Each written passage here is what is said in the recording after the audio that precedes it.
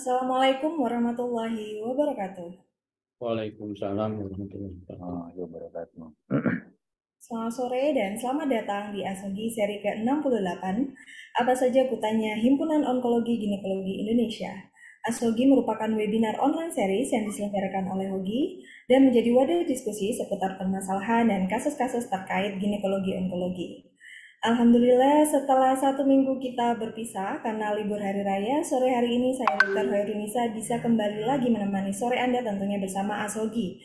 Dan rasanya suasana lebaran masih hangat, terasa di tengah-tengah kita, jadi kami segenap panitia Asogi mengucapkan selamat Hari Raya Idul Fitri 1444 Hijriah, taqabbalallahu wa minkum, taqabbal ya karim. Mohon maaf lahir dan batin. Semoga Allah mengampuni semua dosa kita dan segala amal ibadah kita diterima oleh Allah Subhanahu wa taala. Amin.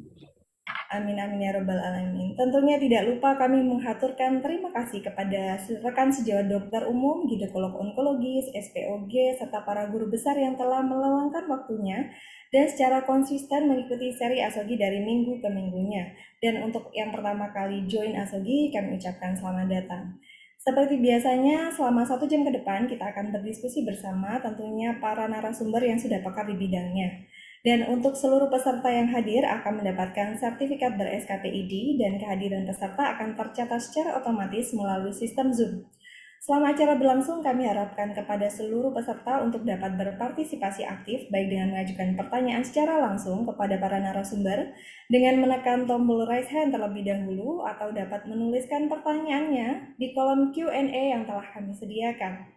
Dan sebelum kita memulai diskusi Asogi pada sore hari ini, izinkan saya memperkenalkan terlebih dahulu narasumber dan juga moderator yang telah berkenan hadir di tengah-tengah kita yang akan berbagi pengalaman serta sharing ilmunya untuk kita pada sore hari ini. Yang pertama yaitu Dr. Abi Rehamafi Bazar, spesialis obstetrik ginekologi, subspesialis onkologi.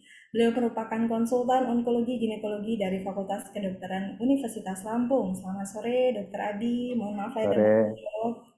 Sore Dokter Nisa, mohon maaf lahir batin. Dokter Sunyoto, selamat sore dok. Selamat sore Mas. Assalamualaikum.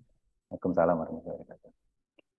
Baik, dan sebenarnya untuk narasumber yang kedua kita adalah Dr. Haryono Winarto, spesialis obstetrik ginekologi, subspesialis onkologi.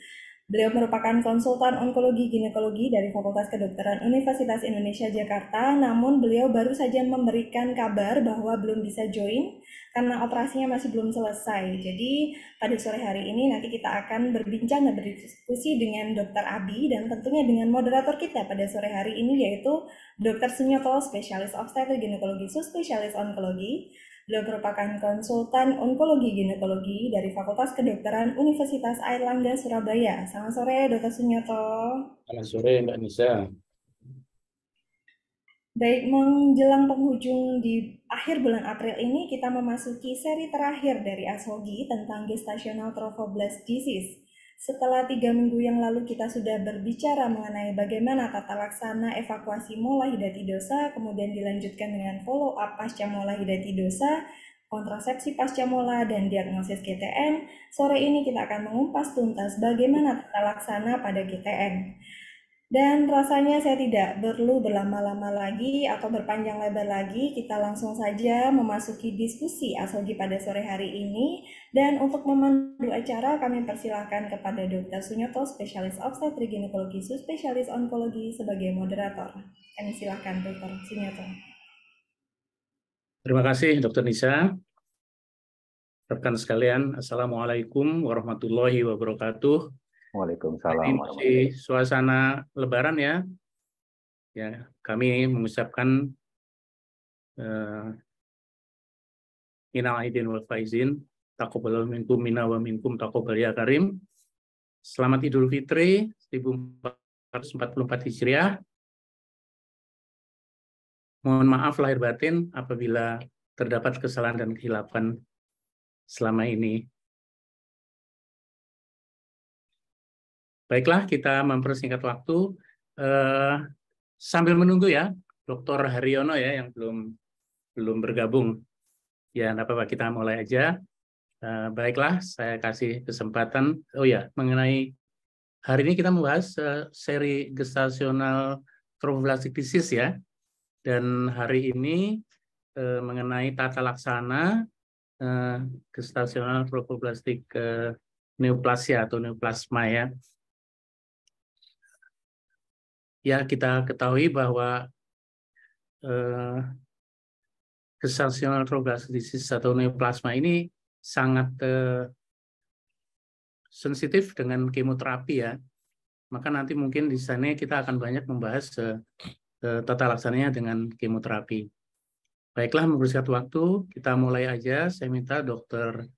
Abi Riamavi ya, Bazar. Maaf, saya belum hafal namanya. Silakan dokter mempresentasikan dulu apa yang akan kita diskusikan nanti. Ya, terima kasih dok. Terima kasih. Ya, terima kasih dok. Assalamualaikum warahmatullahi wabarakatuh. Waalaikumsalam. Sebelum mulai, izinkan saya untuk mengucapkan selamat Idul Fitri 1444 Hijriah. Mohon maaf lahir batin pada para peserta Askogi, juga pada Dr. Sunyoto dan Dr. Hairunisa sebagai host. Izinkan saya share screen terlebih dahulu. Bisa dilihat? Bisa dok. Bisa ya dok? Terima kasih. Tidak terlihat kan? Ya, oke. Kita akan berbicara tentang manajemen dari GPN atau kalau bahasa Indonesianya kita pakai biasanya TTG ya dok ya. Ini adalah outline yang akan saya bawakan. Pertama kali perkenalan terlebih dahulu. Yang dinamakan dengan gestational trophoblastic disease secara umum, atau kalau bahasa Indonesianya adalah penyakit trophoblastik gestasional, adalah sekumpulan penyakit yang berhubungan dengan kehamilan yang ditandai dengan adanya proliferasi abnormal dari trophoblast. Sementara bentuk ganas dari PTG ini adalah tersebut dengan tumor trophoblast gestasional atau gestasional trophoblastic neoplasia atau GTN. Jadi kalau dilihat di gambar ini, yang dinamakan gestasional trophoblastic disease ini ada yang premalignan atau bisa dianggap sebagai jinak. Seperti yang kita ketahui adalah mola, dan juga ada yang disebut dengan malignan, yang kita sebut dengan gestasional trophoblastic neoplasia, terdiri dari koriokarsinoma, PSTT, dan EPT. Dan juga termasuk juga di sini adalah invasive mole. Pertama-tama kita harus tahu bahwa kita harus bisa menegakkan diagnosis dari GTN itu sendiri. Diagnosis GTN sendiri kita tegakkan dengan melihat secara klinis dan dengan pemeriksaan lainnya, pemeriksaan penunjang lainnya, terutama dari pemeriksaan laboratorium. Secara klasik, ada yang disebut dengan kriteria Acosta-Sisson, yaitu ada yang kita sebut dengan HBES, yaitu adanya history of pregnancy atau riwayat kehamilan sebelumnya, kemudian adanya bleeding atau perdarahan pervaginam, dan enlargement and softness of uterus atau pembesaran dan rasa nyeri dari uterus. Kemudian kita juga harus melihat adanya tanda dan gejala dari metastasis itu sendiri. Seperti kita tahu bahwa gestational trophoblastic neoplasia ini merupakan penyakit yang dapat bermetastasis dengan site metastasis yang terbanyak seperti yang telah disebutkan oleh Dr. Ali Budi pada tayangan sebelumnya, adalah paling banyak adanya di paru-paru. Untuk penegakan diagnosis dari GTN ini sendiri, kita akan menggunakan biomarker beta HCG, di mana kita harus mengikuti kurva regresi dari beta HCG ini sendiri. Sebenarnya banyak seperti yang disebut oleh Dr. Ali minggu kemarin, bahwa sebenarnya banyak yang dipakai kurva regresi itu sendiri, namun biasanya yang banyak kita pakai adalah kurva Mochizuki, di mana kita mengikuti penurunan beta HCG sampai akhirnya dia normal, mengikuti dari kurva ini sendiri. Apabila dia melewati dari kurva ini, maka bisa kita tegakkan diagnosis GTN. Diagnosis GTN ini sendiri, kriteria WHO untuk diagnosis GTN ini sendiri ada kita melihat dari penurunan beta HCG dan adanya diagnosis PA dari koriokarsinoma. Jadi diagnosis GPN akan kita tegakkan apabila terjadi plateau atau nilai beta HCG yang tetap setelah pengukuran per minggu selama 3 minggu, kemudian adanya peningkatan beta HCG pada 2 minggu pasca pasca evakuasi mola, kemudian adanya beta HCG yang terus kita dapatkan setelah 6 bulan, kemudian adanya diagnosis PA dari invasive mole atau kariokarsinoma atau PSTT atau ETT, dan adanya tanda-tanda dari metastatic disease. Untuk menegakkan diagnosisnya juga kita harus melakukan evaluasi secara menyeluruh dengan melakukan pemeriksaan fisik dan pelvik secara lengkap, kemudian pemeriksaan laboratorium termasuk darah lengkap, kemudian fungsi liver dan fungsi hepar, kemudian nilai beta HCG, lalu kita melakukan pemeriksaan pada paru-paru, baik bisa menggunakan ronsen atau menggunakan CT scan toraks, kemudian kita melakukan CT atau MRI scan abdomen dan pelvis, dan juga CT scan kepala untuk melihat adanya suatu metastasis ke organ lain. Untuk stagingnya sendiri, ada 2 jenis yang kita pakai, yaitu anatomical staging dan prognostic staging. Kenapa kita pakai 2 staging ini, 2 staging jenis ini, yaitu kalau kita menggunakan anatomic staging itu kita akan melihat berapa penyebaran dari penyakit dari GPN ini sendiri, namun dia tidak menggambarkan faktor-faktor risiko yang lain yang dapat mempengaruhi outcome dari GPN itu sendiri.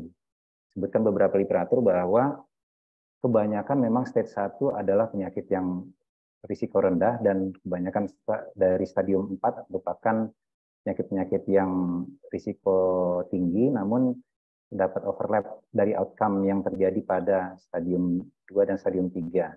Jadi pada GPN ini sendiri, besarnya stadium, tingginya stadium tidak menggambarkan keparahan penyakit, di mana kadang-kadang kita dapat mendapatkan bahwa pada stadium 2 justru akan lebih parah ketimbang stadium 3. Jadi pada tahun 2000, staging FIGO ditegakkan bahwa kita menggunakan ada 2 jenis stagingnya, yaitu menggabungkan antara staging dari anatomis, kemudian dikombinasikan dengan prognostic index dari WHO yang menggambarkan prognosis dari penyakit GPN itu sendiri. Dan tata laksananya akan didasarkan dari kombinasi dari staging anatomis ini dan prognosis scoring-nya. Namun harus diingat bahwa prognostic scoring dan anatomical staging ini hanya diperuntukkan untuk STT dan ETT, karena prognostic staging ini hanya digunakan untuk kariokarsinoma, tidak untuk PSTT dan ETT, karena PSTT dan ETT secara biologis merupakan tumor yang merupakan berbeda dengan kariokarsinoma, sehingga pelaporannya dilakukan tersendiri dan ada tata laksana tersendiri untuk PSTT dan ETT ini sendiri. Ini adalah anatomical staging, di mana terdapat 4 stadium, yaitu stadium 1 penyakitnya hanya terbatas pada uterus saja, kemudian pada stage 2 penyakitnya sudah keluar dari uterus, namun terbatas pada struktur genital seperti adnexa, vagina, atau ligamentum latum. Kemudian stadium 3 merupakan metastasis ke paru dengan atau tanpa adanya metastasis ke genital tract, dan stage 4 sudah metastasis jauh termasuk juga ke liver, kidney, atau ke otak. terutama. Ini adalah prognostic scoring index yang dipakai untuk menentukan risiko dari GTN itu sendiri. Terdiri dari prognostik faktor, yaitu usia, kemudian kehamilan sebelumnya, lalu interval dari kehamilan sebelumnya, lalu pretreatment HCG. Yang dipakai di pretreatment HCG ini adalah HCG pada saat dia ditegakkan GTN-nya, bukan pada saat HCG yang didapatkan sebelum atau pada saat dia dilakukan kuretase mola, apabila pada kita menegakkan GTN postmola. Kemudian ukuran tumor, termasuk juga uterus, kemudian site metastasisnya, lalu jumlah dari metastasis, kemudian riwayat kemoterapi sebelumnya, yang kemudian nanti akan ada skornya ini masing-masing 0, 1, 2, dan 4, kemudian dijumlahkan sehingga didapatkan adanya Vigo prognostic score yang disebut dengan risiko rendah adalah apabila nilainya kurang dari 7 dan risiko tinggi apabila nilainya lebih dari sama dengan 7. Jadi biasanya kita menuliskan diagnosis dari TTG ini adalah TTG, stadium, dan risikonya. Contoh, umpamanya tumor trofoblastik gestasional stadium 1, risiko rendah, atau dalam kurung Vigo score 5, umpamanya seperti itu tulisannya. Untuk tata laksananya sendiri, tata laksana utama dari GTN adalah kemoterapi. Dengan pemilihan regimennya kita tergantung dari stadium dan klasifikasi dari prognostic score sendiri. Untuk yang risiko rendah, yaitu skor 0 sampai 6, kita pakai dengan single agent kemoterapi. Biasanya kita pakai adalah methotrexate atau actinomycin D. Pada beberapa kasus pilihan dapat dipilih terapi histerektomi, namun harus diingat bahwa biarpun telah dilakukan histerektomi, tetap harus dilakukan kemoterapi setelahnya. Sementara untuk TTG yang risiko tinggi, yaitu nilai lebih dari 7, dibutuhkan multiple agent kemoterapi, dan kita memanage metastasisnya, baik dari manajemen dari metastasis di otak, di paru, dan lain-lain.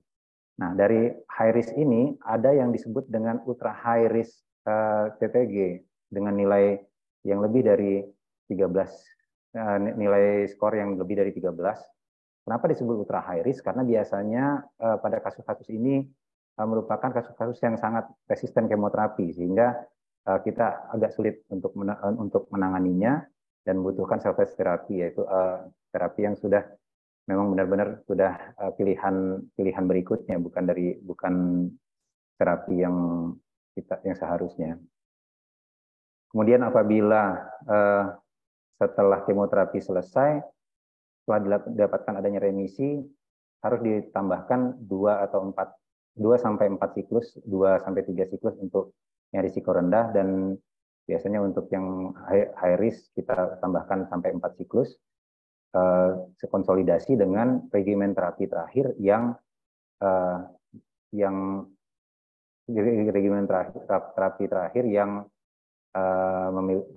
memberikan efek yang baik untuk terapinya.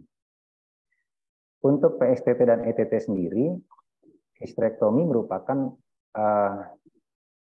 metode pilihan untuk terapinya, karena memang PSTT dan ETT kebanyakan memang confined to uterus, artinya memang hanya terbatas pada uterus saja, dan memang kemoterapi hanya diperuntukkan untuk penyakit-penyakit yang bermetastasis saja pada PSTT dan ETT. Terapi pembedahan mungkin dapat memiliki role yang penting untuk manajemen GTN, terutama contohnya pada perdarahan uterus yang banyak sekali atau pada kasus-kasus kemoresisten, kita bisa mempertimbangkan histerektomi, baik itu dilakukan secara open laparotomi maupun cara minimal invasif.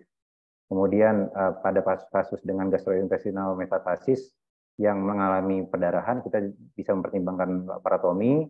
Kemudian juga untuk kasus-kasus dengan metastasis pada otak atau yang terjadi perdarahan atau terjadi peningkatan tekanan intrakranial, juga kita dapat mempertimbangkan kita lakukan kraniotomi. Untuk radioterapi sendiri, perannya terbatas pada GPN, terutama pada dilakukan untuk whole brain radiation atau gamma knife untuk metastasis pada otak. Namun pada beberapa kasus radioterapi ini dapat digunakan untuk mengkontrol perdarahan pada uterus yang tidak terkendali lagi dengan kemoterapi. Ini adalah guideline yang dipakai dari NCCN. Ini ada guideline terbaru tahun 2023. Jadi di sini apabila GPN low risk, prognosis score kurang dari 7, kita menggunakan single agent systemic therapy, yaitu kita gunakan methotrexate atau dapirolizumab atau atenosine D. Kita melakukan pemeriksaan pemantauannya, kita melakukan pemeriksaan meta HCG setiap 2 minggu. Kemudian apabila hasil nilai HCG-nya normal, kita akan teruskan sampai 2-3 siklus setelah nilai HCG-nya normal. Namun ini ada kasus-kasus di mana setelah menggunakan single agent, awalnya bagus responsnya, kemudian diikuti dengan plato atau atau bahkan meningkat nilai BPHCG-nya. Atau bahkan dari awal memang sudah poor response dari initial terapi, maka kita akan beralih dengan baik kita menggunakan single agent maupun kita langsung beralih menggunakan kombinasi, terapi kombinasi. Tapi harus diingat apabila kita mendapatkan suatu kemoresisten seperti ini, kita harus melihat dulu, kita harus harus melakukan pemeriksaan lengkap lagi, apakah ada site metastasis yang belum kita dapatkan pada pemeriksaan awalnya. Ada kasus-kasus seperti ini bisa kita pertimbangkan dilakukan histerektomi dengan dilakukan salpingektomi. Untuk ovarektomi tidak perlu dilakukan sebenarnya karena tidak terbukti bahwa PPG ini terpengaruh dari hormon. Untuk yang high risk, yaitu nilai prognostik lebih dari 7 atau stage 4, untuk dari pertama kita sudah memberikan kombinasi kemoterapi dengan yang biasa kita lakukan, kita berikan adalah kombinasi terapi dari EMACO. Apabila terdapat metastasis pada otak, bisa kita lakukan pemberian methotrexate yang lebih tinggi, atau kita melakukan pemberian methotrexate secara intratektal. Untuk adanya brain metastasis bisa kita pikirkan dilakukan radioterapi pada otak. Sementara untuk PSTP dan ETT sendiri, pilihan utamanya apabila dia masih non metastatik, kita melakukan hysterektomi salpingektomi dengan atau tidak ditambahkan limfadenektomi. Kemudian apabila didapatkan kasus-kasus yang metastatik, kita dapat melakukan tambahan dengan kemoterapi dengan platinum based regimen. Follow up untuk seluruh pasien GPN adalah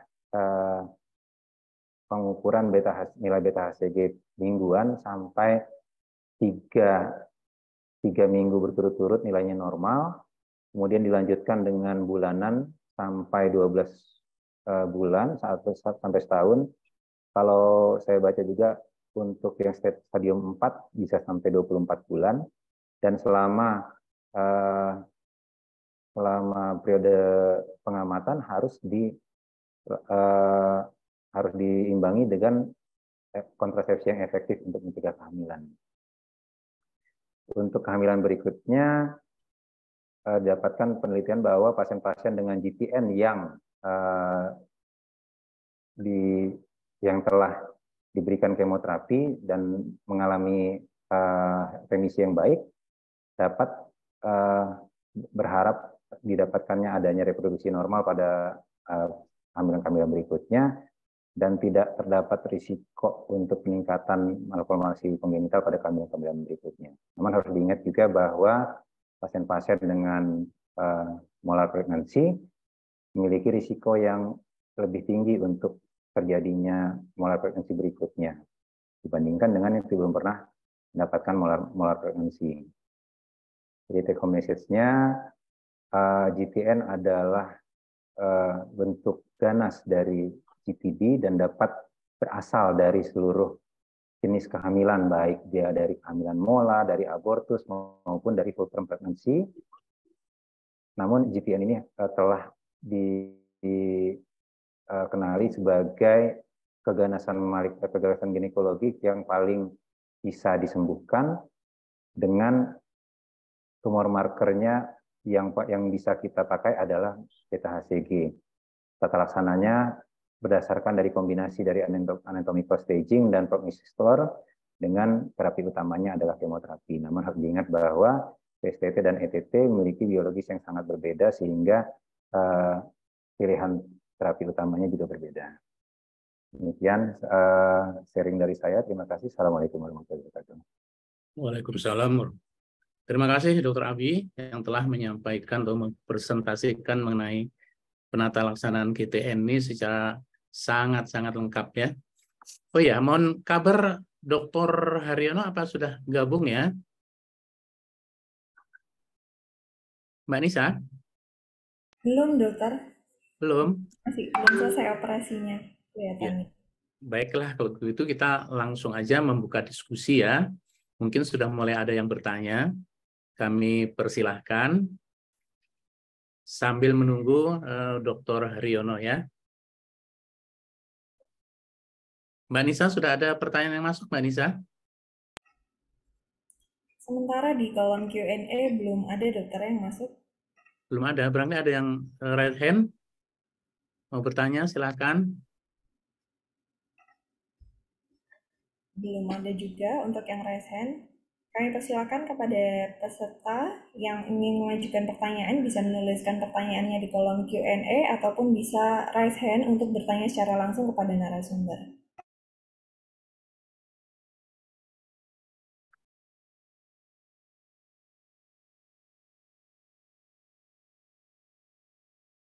Belum ada yang mau bertanya nih?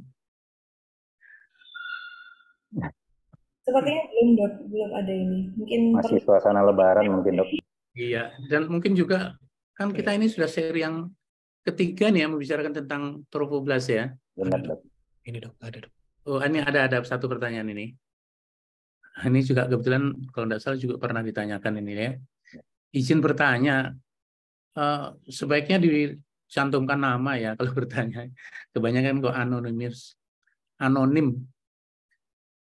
Jenis KB yang disarankan untuk pasien fase GTN itu apa ya? Ya, Mas Abi, silakan Mas. Ya, terima kasih, dok. Ini sepertinya sudah juga ditanyakan di yang sebelumnya, dok ya. Iya. Kalau dari penjelasan dari Dr. Doli minggu lalu bahwa sebenarnya untuk jenis KB bisa digunakan apapun, namun ada kelebihan dan keuntungannya, dok. Iya. Yang kalau umpamanya paling disarankan. Gimana, dok? Yang paling disarankan.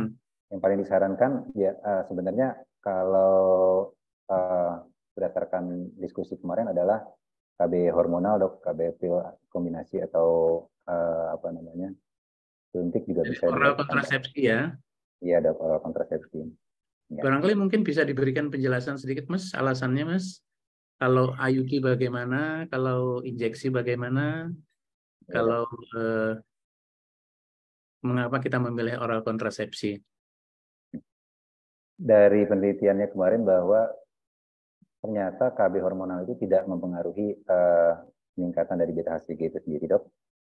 Sementara ya, jadi sebenarnya kalau kita mau pilih yang non hormonal memang yang paling sebenarnya memang IUD dok, bisa jangka panjang dan non hormonal. Cuma untuk IUD sendiri risiko perforasi, terutama pada kasus-kasus GPN di mana kondisi uterus masih rapuh atau lembek, sehingga biasanya kita lebih menggunakan pada oral kontrasepsi.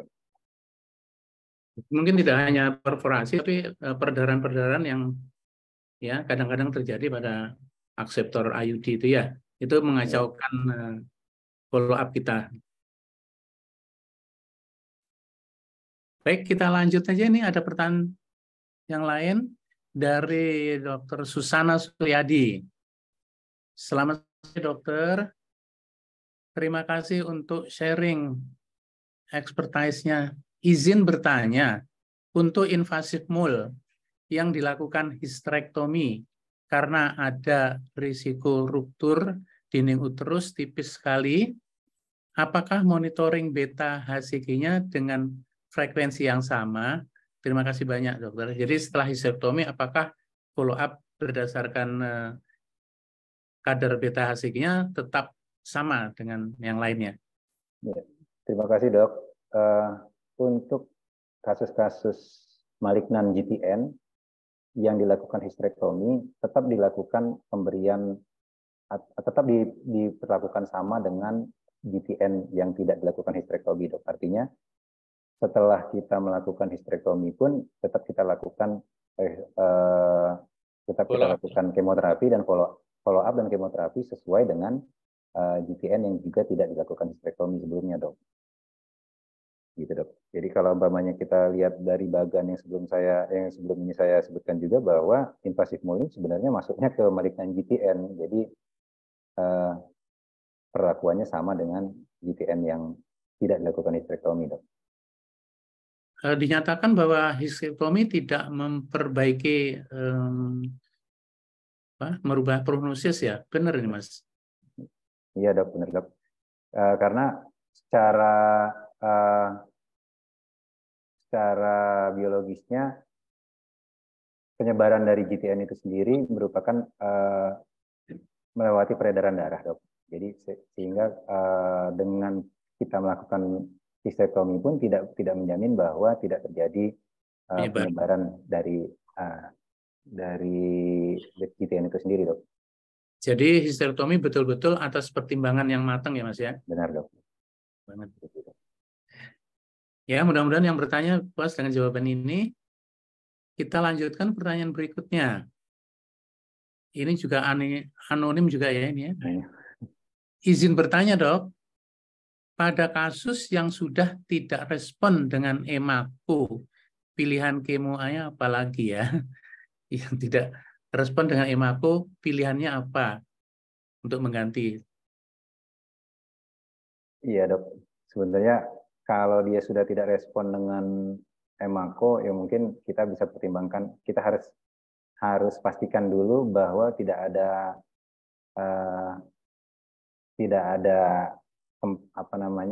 metastasis di tempat lain lagi. Kita artinya harus work up ulang lagi dok, untuk memastikan bahwa tidak muncul adanya yang baru lagi dok. Apabila memang sudah tidak respons lagi dengan EMACO, ya mungkin sudah masuk dengan cell terapi itu dok yang saya sebutkan tadi. Yang super Pilihannya bisa dengan menggunakan karboplatин base seperti dengan regimen lain, PTPTE, MAEP dan lain-lain dok. Iya. Jadi sebetulnya masih ada ya pilihannya. Iya dok. Kan kalau seperti infeksi itu kita mudah memilih misalkan dengan kultur ya dan tes kepekaan antibiotik, tapi di kanker ini kita tidak punya itu ya. Jadi berdasarkan penelitian-penelitian yang telah dilakukan aja ya. Baik, masih ada pertanyaan berikutnya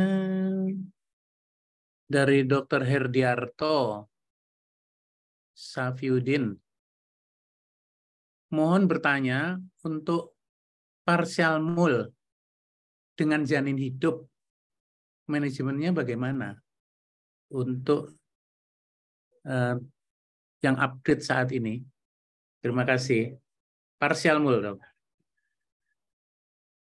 Ya dok, pertanyaannya bagus, tapi saya terus terang saja saya belum pernah punya pengalaman dok dengan partial mall dengan janin hidup ini dok.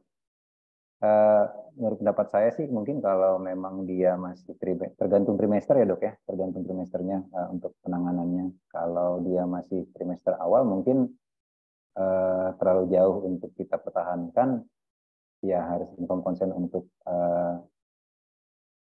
Terminasi. kemungkinan untuk terminasi dok. Ya, dok. Tapi mungkin kalau dia sudah kita ketahuannya sudah trimester 3 ke atas, ya mungkin masih ada timbangan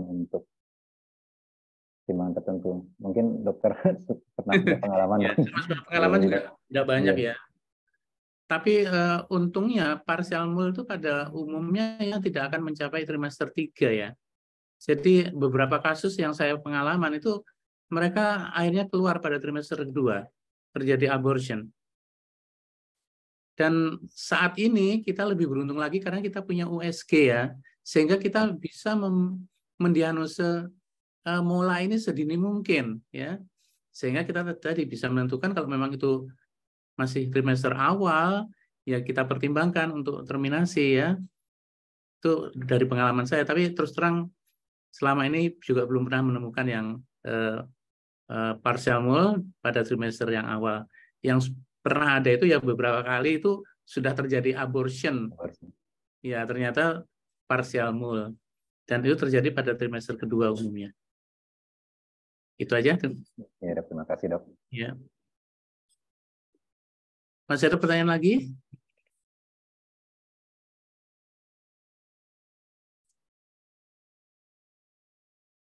Sementara belum ada tambahan lagi, Dok. Belum ada ya Mas ya yang terbaru update-nya untuk bagaimana mengevakuasi kalau ada partial mul itu tanpa melakukan terminasi kehamilannya. Untuk Ada saat ini sebelum pernah terbaca dok. Nanti saya cari lagi dok kalau memang masih ada. Iya iya. Wah ini sayang Dokter Haryono ya belum bisa gabung ya. Beliau lebih banyak pengalamannya. Masih ada pertanyaan? Dok, saya boleh bertanya nggak dok? Oh boleh. Ya mungkin ini sebenarnya sudah ditanyakan juga pada seri sebelumnya dok. Namun kemudian tadi juga ada juga yang beberapa orang bertanya sama saya dok. Nah untuk mola kan atau GPN ini kita menggunakan beta HCG ya dok ya. Beta HCG kuantitatif dok sebenarnya dok. Tapi tidak di semua tempat ada beta HCG kuantitatif. Iya. Ini juga pernah ditanyakan memang. Kalau pengalaman dokter sendiri dok, apabila pada kasus-kasus GPN kita menggunakan beta HCG kualitatif, kira-kira bagaimana dok? Kalau pengalaman zaman dulu ya, dulu juga pada waktu saya masih muda dulu memang juga belum ada pemeriksaan kuantitatif itu. Ya, kita kayak istilahnya semi kuantitatif ya, dengan galimainitas dengan pengenceran itu. Itu dulu kita pernah, dan ya alhamdulillah akhirnya kita bisa memprediksi kondisi pasien ini dengan pemeriksaan semi kuantitatif tersebut. Yang kemarin ditanyakan dengan itu ya alat-alat baru tes kehamilan itu ya, seperti kalau dan sebagainya itu saya terus terang enggak punya pengalaman juga bagaimana apa bisa diencerkan kemudian ya kebetulan kalau kita yang di kota besar sih sekarang sudah ada laboratorium yang melakukan pemeriksaan HCG kuantitatif ya, tapi banyak tempat-tempat lain di Indonesia ini yang belum mampu melakukan itu jadi masalah juga. Memang harus dicari Mas penyelesaiannya ya. Kalau kemarin kan dibahasnya itu mola ya dok ya, mola. Jadi mengikuti kurva regresi dengan seharusnya pada minggu ke-12 kan seharusnya sudah negatif dok ya. Sudah negatif ya. Artinya kalau memang tidak ada beta HCG kuantitatif ya mungkin kita bisa spekulasi pada minggu ke-12 negatif gitu dok ya. Iya. Maksudnya kalau pada kasus GPN ini kan artinya kita harus mengikuti beta HCG secara rutin ya dok ya. Iya, betul sekali. Sementara untuk pengalaman sendiri dok, kalau di rumah sakit yang menggunakan BPJS sendiri, biasanya hanya sebulan sekali dok itu. Bisa kita gunakan pemeriksaan beta Ya, itu HCG. yang mungkin masih perlu diperjuangkan itu ya. Benar dok ya. Ya, demi kepentingan rakyat tentu itu harus diperjuangkan itu. Ya. Ya, sementara mungkin ya tetap kita melakukan, tapi dalam jarak waktu interval yang masih agak panjang ya. Ya, benar dok. Ini sudah ada Ya, ada dua. pertanyaan Mas, masih ada pertanyaan ini ya.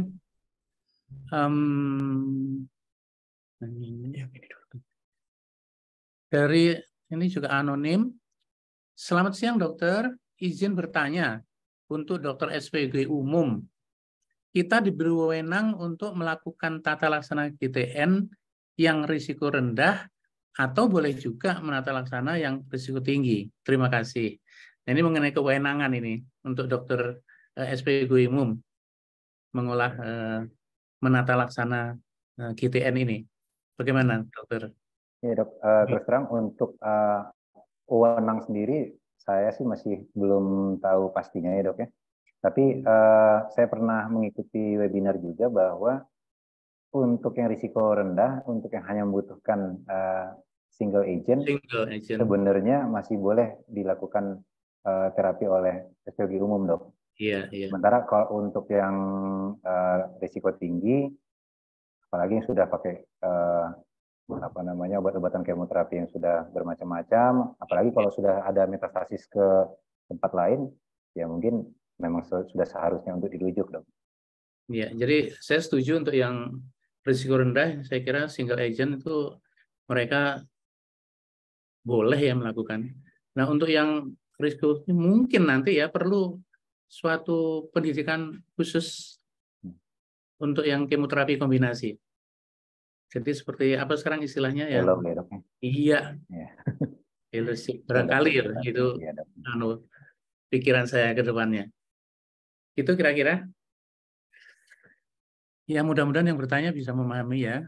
Selanjutnya masih ada lagi pertanyaan dari Dr. Susana Suryadi. Terima kasih ya, ini banyak bertanyanya. Terima kasih untuk penjelasan dokter mengenai apa ini? Invasive mole. Izin bertanya, bila pada partial mole yang ditemukan di trimester 2 dan bayi masih hidup, apakah kehamilan boleh dilanjutkan sampai bayi viable? Bila tidak ada perdarahan dan masalah pada ibu seperti PEB dan lain sebagainya. Artinya tidak ada komplikasi pada ibu selain hanya mulnya itu.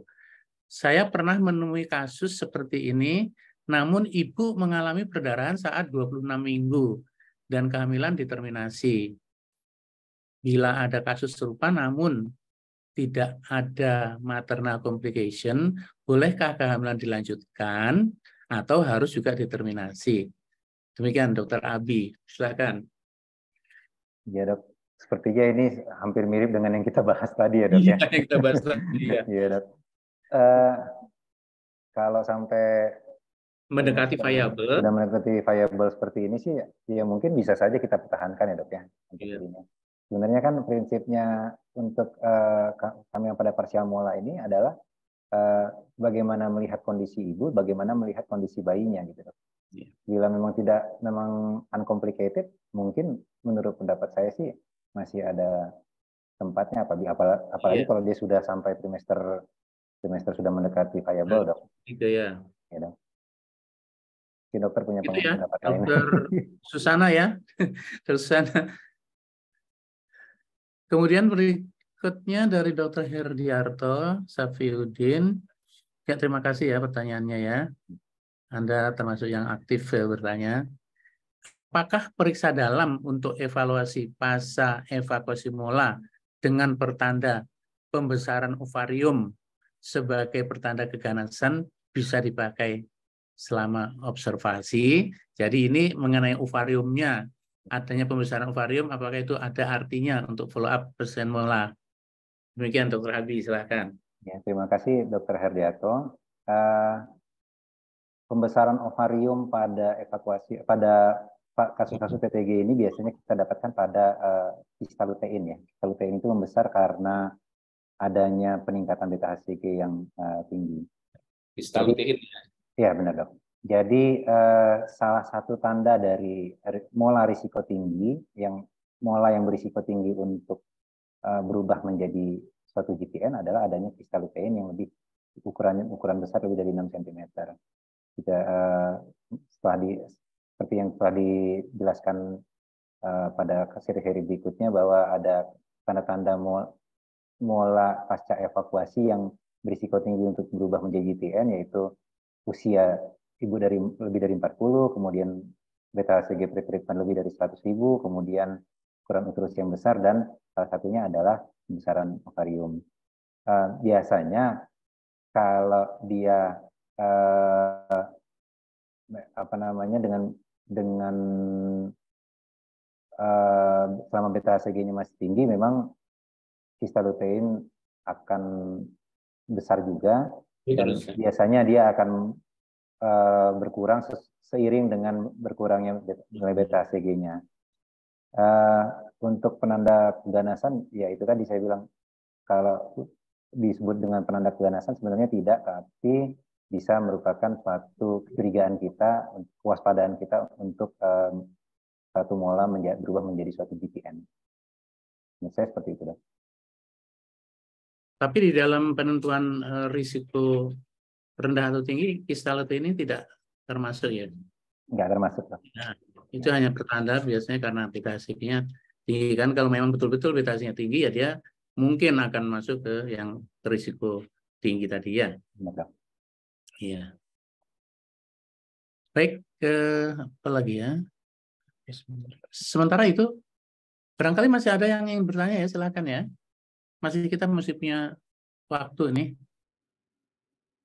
Iya dok, ini kan kalau di kolom pertanyaan belum ada, mungkin saya bertanya sedikit ya dok ya. Ini mengenai GTN ini untuk setelah pasca terapi itu angka rekurensinya kira-kira berapa persen ya dok? Dan mungkin ada faktor-faktorkah yang mungkin mempengaruhi kekambuhan? Misal pada neoplasma yang lain itu kan dia ada masa free disease, free of disease, istilahnya seperti itu. Kalau misalnya sudah tuntas pada tata laksana GTN ini, apakah masih ada chance untuk dia rekurensi? Karena kan kalau berdasarkan literatur GTN ini kan sangat curable sekali, seperti itu. Iya, pertanyaan yang baik sekali, Dr. Anissa, mengenai kemungkinan kekambuhan ya.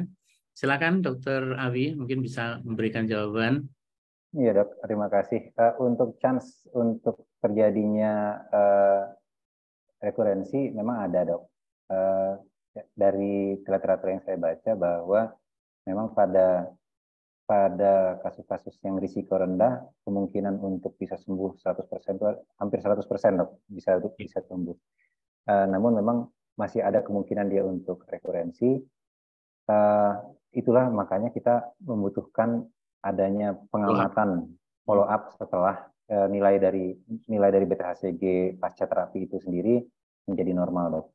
Jadi pada yang risiko rendah atau stadium, kalau saya baca yang stadium 1, 2, 3 risiko rendah itu bisa sampai 12 bulan kita pantaunya. Kemudian kalau yang risiko tinggi bisa sampai 24 bulan kita lihat. Untuk angka pastinya sendiri saya terus terang lupa membacanya untuk angka pastinya. Tapi memang untuk risiko tetap ada. Ya, risiko tetap ada. Memang kita angkanya tidak punya. Gitu Dr. Nisa. Ya dok, terima kasih dok. Jadi memang tetap yang paling utama adalah follow up ya dok. Iya, ya. Jadi maksudnya tidak ada garansi bahwa walaupun dia curable, dia akan tidak rekurensi. Dan yang jadi pengalaman sih di klinik memang paling berat ini adalah follow up-nya dok. Iya. Kalau pasien sudah dibilang dok, kepatuhan pasien. Benar. Kalau udah dibilang Bu Bu sudah nilainya negatif. Dia sudah tidak merasa dia sudah merasa sembuh gitu. Ada kebutuhan. Edukasi pada pasien itu sangat penting karena follow up adalah salah satu tata laksana yang terpenting di dalam penanganan atau laksana mola atau GTN ya. Iya. Jadi edukasi terhadap pasiennya. Ada lagi Dokter Nisa yang bertanya, Nisa, ini ada ini. Masih Dr. Hardiarto, terima kasih. Mohon tanya, apakah methotrexate profilaktik saat ini masih bisa diterapkan pasca evakuasi mola selama observasi mengenai profilaktik? Silakan. Ya, terima kasih Dok. Ini juga sudah pernah ditanyakan juga dari sebelum-sebelumnya. Dan memang dari diskusi-diskusi sebelumnya didapatkan bahwa kesimpulannya memang tidak ada rekomendasi yang pasti untuk dilakukan profilaktik kemoterapi. Kalau ada yang berpendapat bahwa pada kasus-kasus dengan molar risiko tinggi seperti yang saya sebutkan tadi kriterianya, kita masih bisa mempertimbangkan untuk dilakukan kemoterapi profilaksis. Namun ada juga harus diingat bahwa kemoterapi juga bukan tanpa risiko. Risiko terjadi secondary malignancy akibat dilakukan kemoterapi juga bisa didapatkan. Sebenarnya untuk konsensusnya sendiri belum ada dilakukan kemoterapi profilaksis pada pasca mola. Ya, jadi hal ini memang masih ya boleh dikatakan kontroversi ya, karena masih memungkinkan dikerjakan pada kasus-kasus yang sulit di follow up. Mungkin dipertimbangkan, dipertimbangkan ya, kasus-kasus yang sulit untuk di follow up. Itu ya, Dr. Herdiarto.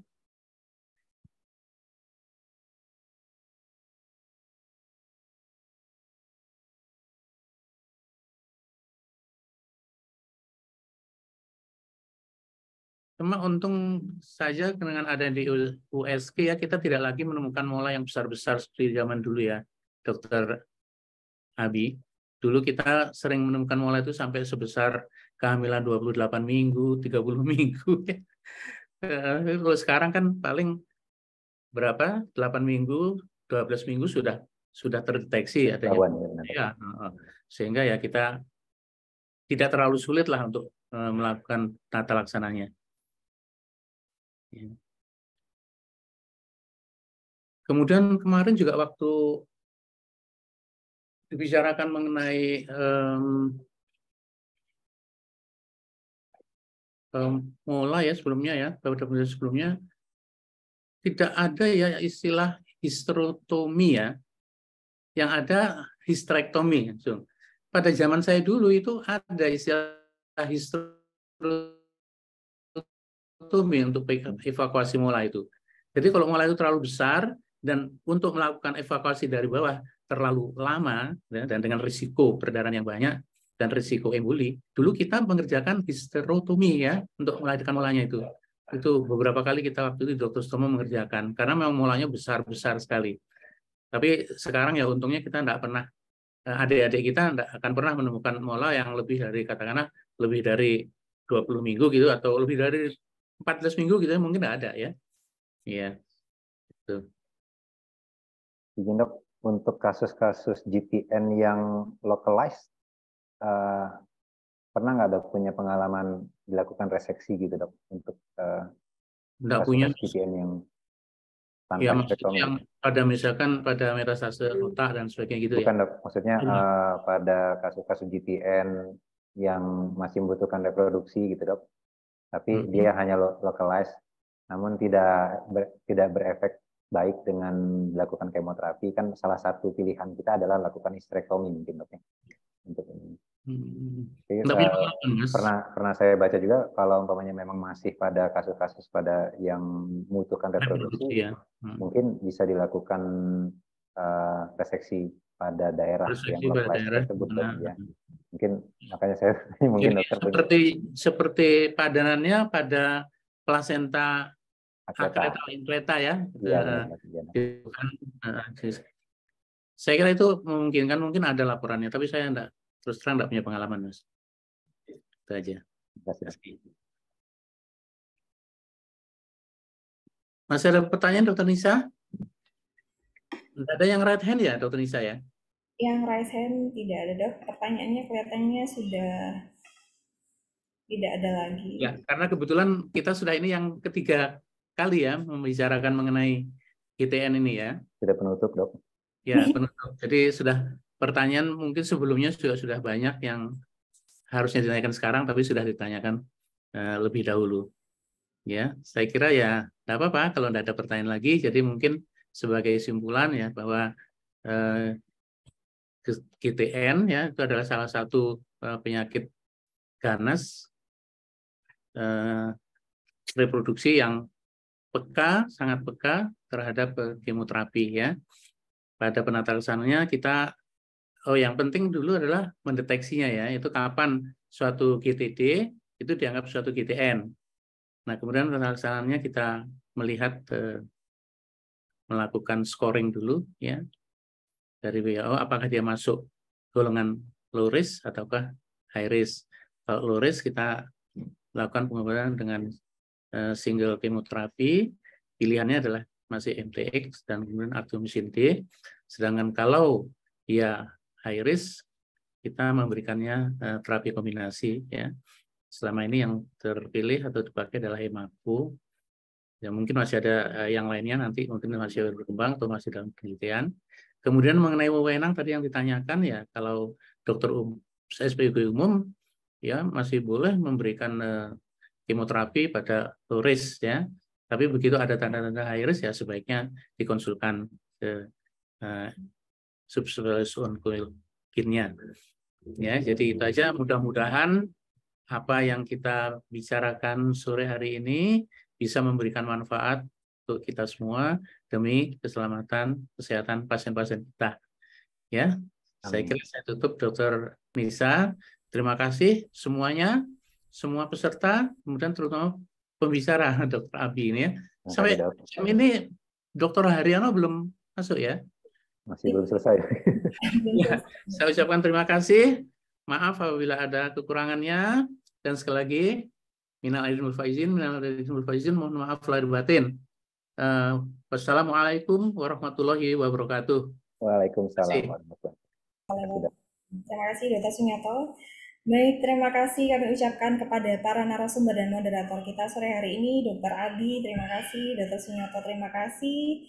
Dan pembicara mengenai tata laksana GTN pada prinsipnya adalah memang diberikan kemoterapi dengan regimen yang berbeda pada high risk dan low risk. Namun pada kondisi tertentu seperti perdarahan yang masif dan tidak terkontrol atau dengan kasus pada resistensi kemoterapi bisa dilakukan tindakan histerektomi. Dan untuk PSTT dengan ETT, histerektomi, salpingektomi pada kasus non-metastatik juga bisa dilakukan. Baik, tidak terasa 1 jam kita sudah berdiskusi, sampailah kita di akhir acara. Semoga pembahasan kita sore hari ini membawa banyak manfaat. Dan kami ucapkan terima kasih atas perhatian dan atensi semua partisipan ASOGI. Dan jangan lupa untuk kembali mengikuti seri ASOGI berikutnya di bulan Mei. Tentunya sama setiap hari Rabu pukul 15.30 waktu Indonesia bagian Barat.